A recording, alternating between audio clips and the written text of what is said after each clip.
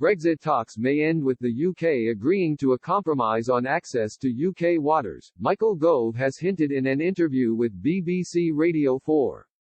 The Conservative frontbencher said there is scope for compromise from the UK side on a Brexit fisheries deal with the EU which could allow European boats to continue to enter British waters for a period of time. Hinting at a deal that will see a staged process, Mr. Gove said, "I think there can be scope for compromise, but the compromise exists in a way by which European boats can continue to access UK waters.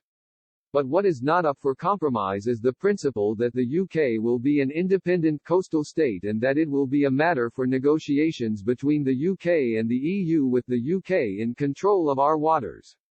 Countries like Iceland and Norway have control over who enters their waters. I think we can be very generous with that.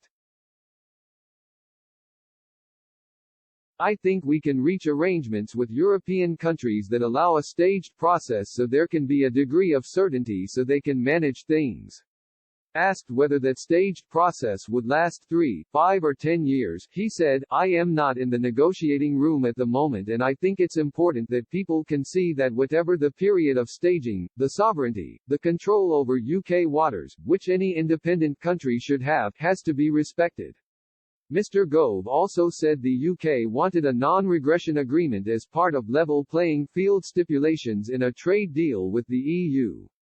He told Today, "The issue of particular contention is that last week the EU negotiators didn't simply want an arrangement whereby we pledge what we call non-regression, which is common in most trade treaties, which means you maintain the standards at the point of entry. They actually wanted an arrangement that meant if the EU adopted new laws, that the UK would have to follow them, or the EU would retaliate.